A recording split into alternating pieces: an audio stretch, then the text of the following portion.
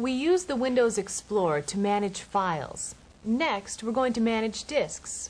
Before we end this lesson, we want to show you how to format a disk. What's formatting? Well, before a computer can use a disk, the disk has to be divided into sections with technical information. The information is recorded right on the disk. Think of formatting as an electronic road map that the computer uses to find data. But keep in mind, when a new road map is created, the old road map is erased, and with it, existing data is erased. Here are a few reasons you might format a disk.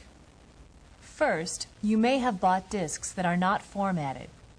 Second, if you want to erase all data from a disk, sometimes it's faster to format the disk than erase many individual files and folders. Third, disks sometimes develop bad spots.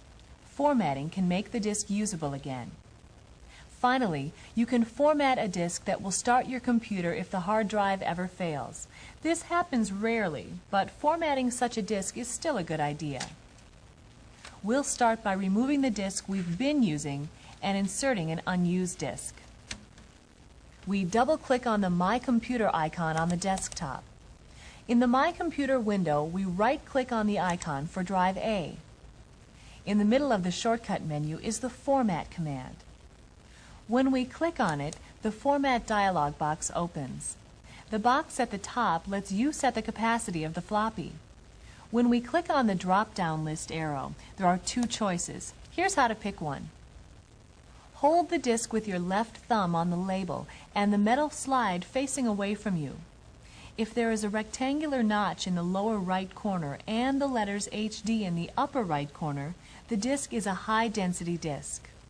A high-density disk can hold up to 1.44 megabytes of information.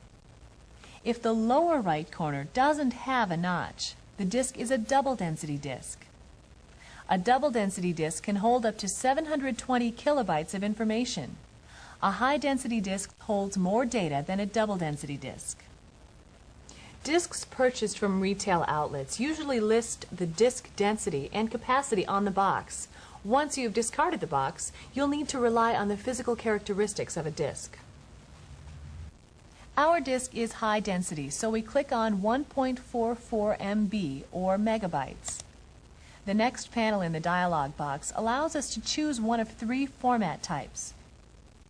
A quick format erases file names from the disk, but it leaves the technical information, the road map.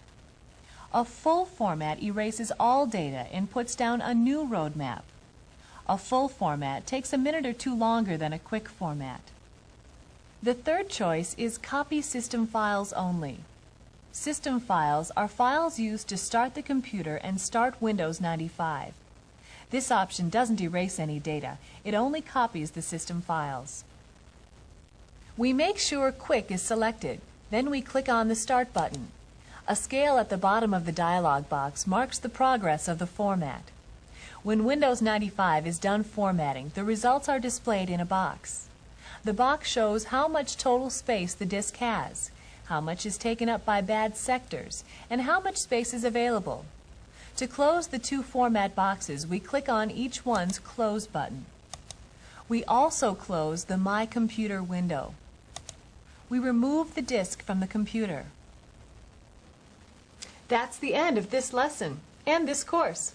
We've gone from the basics of Windows 95 to file and disk management. Time now for you to work on these skills. Mom, I'm going to dance class with Ellen. Okay. What you doing? I just formatted a disk. Really? You're moving right along. Suppose that means you won't be needing my help anymore? I'm sure you'll always stay a step ahead of me. Make sure you come right home. Okay, just don't tell her I want her home in case I need her help.